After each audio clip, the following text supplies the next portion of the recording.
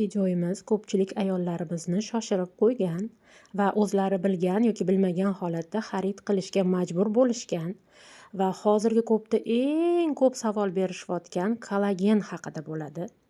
Kollagen aslida nima va uni qaysi formatda ichgan ma'qul, kimlarga mumkin emas, shular haqida sizlarga batafsil ma'lumot berishga harakat qilaman. Kollagen nima? Kollagen bu organizmdagi asosiy qurilish oqsili, ya'ni protein hisoblanadi. U teri, soch, tirnoq, suyak, bo'g'imlar, tomirlar hammasini mana shu biriktirib turadigan material hisoblanadi.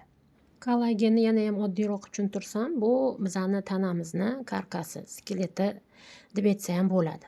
Agar kollagen kamaysa, teri osiladi, ajinlar paydo bo'ladi, soch zaiflashadi, ya'ni to'kiladigan bo'lib qoladi.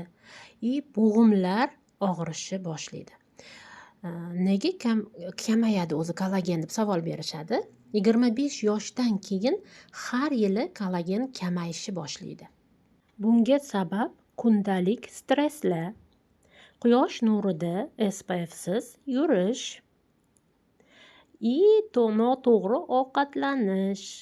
Bu ham juda ham katta muhim rol o'ynaydi kollagenni pasayishida. Kollagenni nima uchun ichishadi?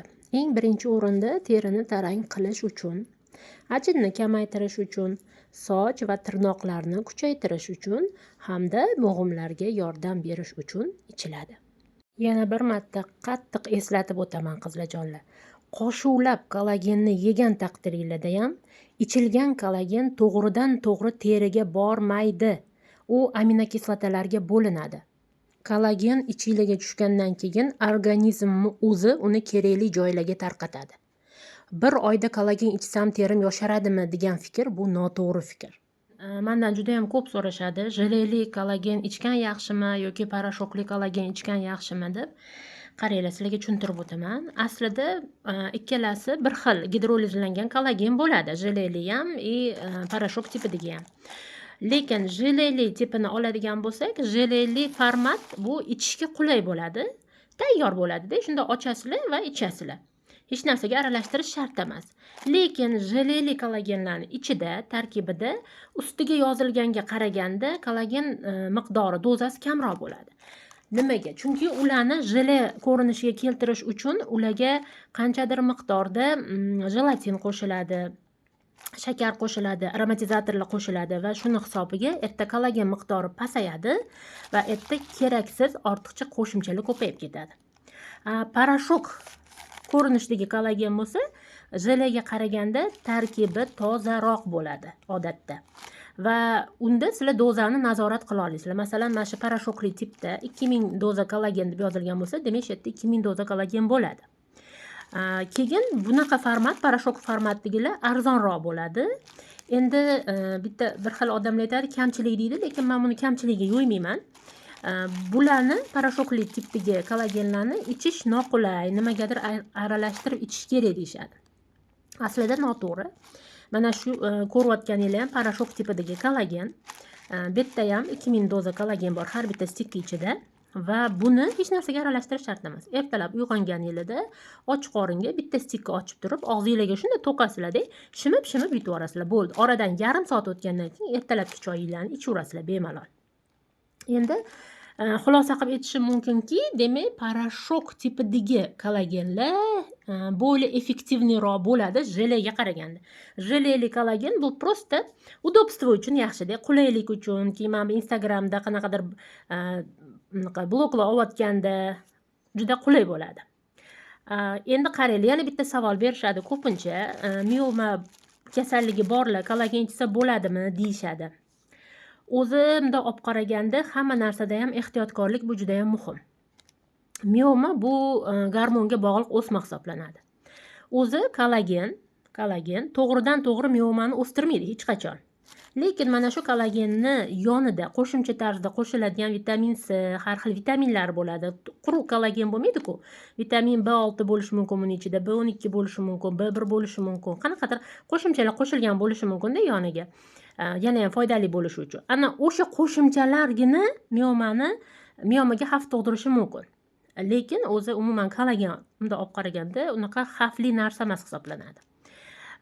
Keyin yana aytishadi, o'shaning uchun aytamanki, men har doim o'sha miyoma kasalligi bor ayollarimiz oldin vrach bilan maslahatlashinglar, keyin ruxsat berishsa keyin ichasizlar. Yana kimlarga umuman mumkin emas deganda ayta olamanki, gormonal kasalligi bor ayol va erkaklarga. Masalan, ayollarda gormonal kasalliklardan miyoma turadi birinchi o'rinda. Keyin endometrioz turadi. Mana shu kasalligi borlar, sal kistalar borlar, sal ehtiyot bo'lasizlar va albatta ginekolog bilan, vrachlar bilan maslahat qilasizlar. Keyin yana baliqqa allergiyasi borlar ham ehtiyot bo'lib ichasizlar kollagenni. Va yana bitta juda ham muhim tarafi, buyragida kasalligi bor, muammosi bor insonlarga kollagenni men tavsiya qilmagan bo'lardim. Ya'ni buyragida qanaqadir xastaligi bor. Chunki bu kollagen to'g'ridan to'g'ri protein hisoblanadi va buyragida muammosi bor bo'lgan odamlarga ozgina nima deydi, og'irlik qilishi mumkin, buyrakka og'irlik qiladi. Va onkologik kasalliklar, именно shu onkologический diagnoz qo'yilgan kasalliklar ichmanglar. Iltimos, avval shifokor bilan maslahatlashinglar, undan keyin olib ichinglar qizlar, любой kollagenni. Xo'p, qaranglar. Umuman olganda endi oxirgi so'zlarimni aytaman. Kollagen o'zi foydalimi? Ha, kollagen organizmga foydali, lekin mo'jiza emas qizlar. Sehrli narsa emas. Kollagen foyda qiladi terini elastikligini yaxshilashga, soch, tirnoqlarni mustahkamlashga, bo'g'imlarni baquvvatroq qilishga ichsanglar bo'ladi bemalol. Lekin buni qanaqa ichish kerakligini ham to'g'ri bilib olishinglar kerak-da.